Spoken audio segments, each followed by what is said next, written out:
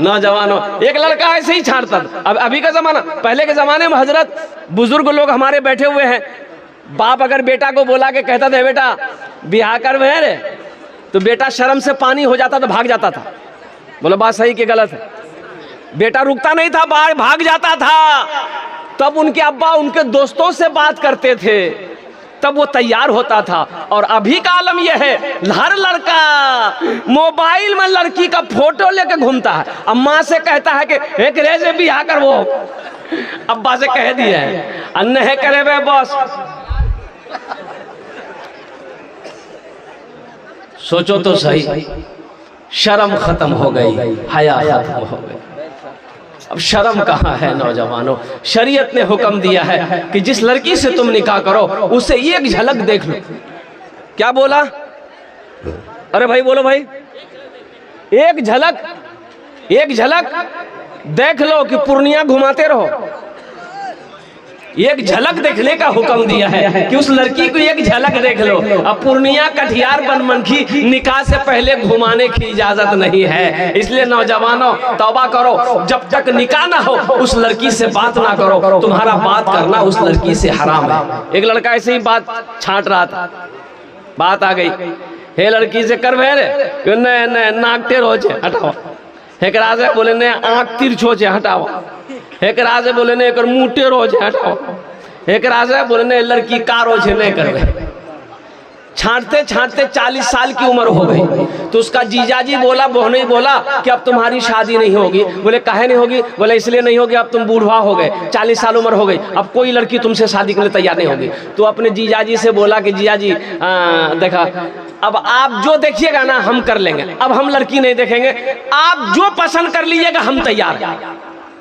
उसका जीजाजी जी बोला कि अच्छा बेटा तुम्हारी ब्याह हम करवा रहे हैं। एक काली लड़की को देखा, एकदम मिसमिस काली, बात चलाया, बात चल गई, बात पक्की हो गई, बारात गई, शादी करके ले आया।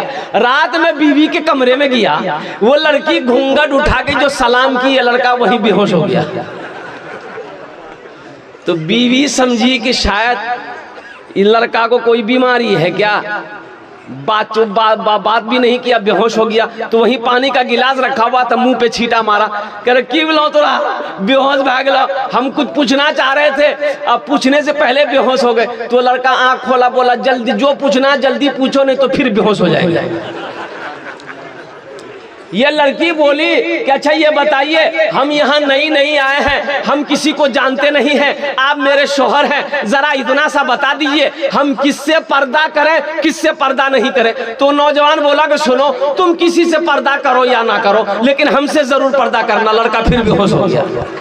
ऐ दुनिया वालों छोड़ दो आदत जहेज की, अच्छी नहीं है रीत रिवायत जहेज की, सबसे बड़ा जहेज है ऐ दोस्तों दुल्हन, फिर इसके बाद कुछ नहीं कीमत जहेज की। तो मैं सखी की फजीलत बता रहा था। ये मस्जिद का जलसा है, जो सखी है, जो सखावत करते हुए आया है, वो जब तक सखावत करेगा नहीं उससे चैन नहीं मिलेगा।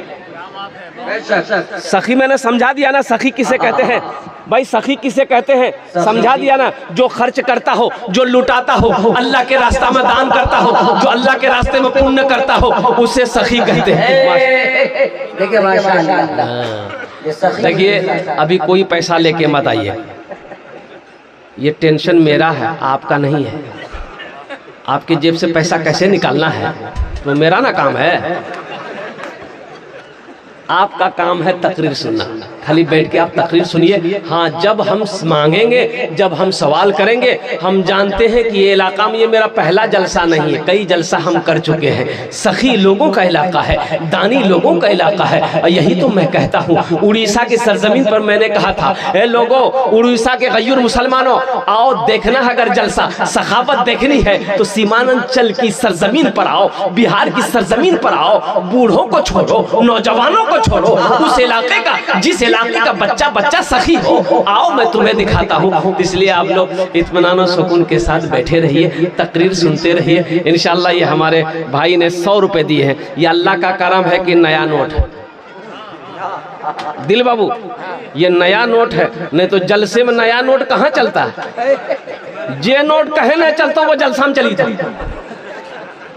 एक लड़का रात में जलसा सुना, सुबह चाय की दुकान में बैठ के बोला भैया चला दिलो से। बोला की चले ले? बोले नहीं चला दिलो। अरे क्या चला है बोलो ना। बोले को नमरी रहे फटा हुआ रही, 1 महीना से लेके घूम रहे थे, कोई दुकानदार नहीं ले रहा था। रात में जलसा था, दिल खैराबादी नात पड़ रहा था, 10 टका उसको इनाम दे दिए, 90 टका ले लिए, नमरी वही चला दिया। अच्छा इंशाल्लाह इस पैसे को मैं हुसूल बरकत के लिए, देखिए अभी कोई मत आइएगा, अभी बैठे रहिए अपनी जगह पे। आप हुसूल बरकत के लिए मौलाना तनवीर ज़की साहब रहमतुल्लाह अलैह के आगे में मैं रखता हूँ।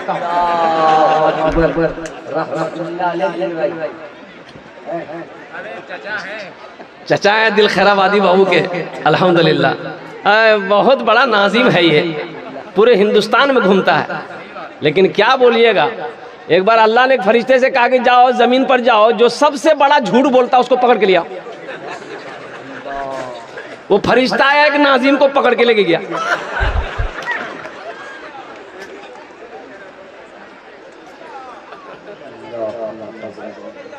जो सखावत करके आया है, जब तक वो सखावत करेगा नहीं उसे चैन नहीं मिलेगा।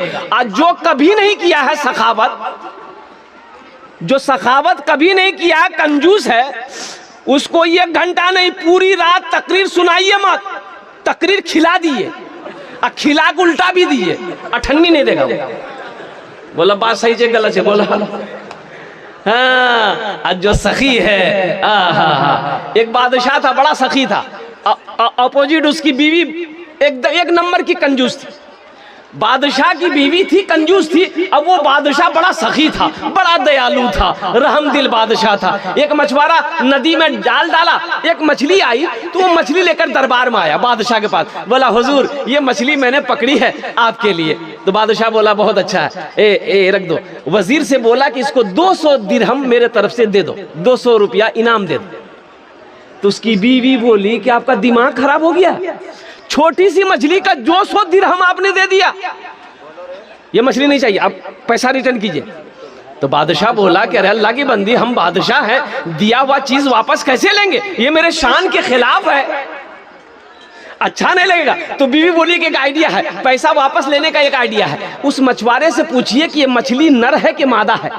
अगर वो बोले नर है तो आप बोलिएगा नहीं हमको नर नहीं चाहिए, मादा चाहिए था, बस पैसा रिटर्न करो, मछली लेके जाओ। अगर वो बोलेगा नहीं मादा है तो आप बोलिएगा नहीं हमको नर चाहिए था, मादा नहीं चाहिए। बोला बहुत अच्छा। मछुआरा को ले जरा, ये मछली नर है कि मादा है?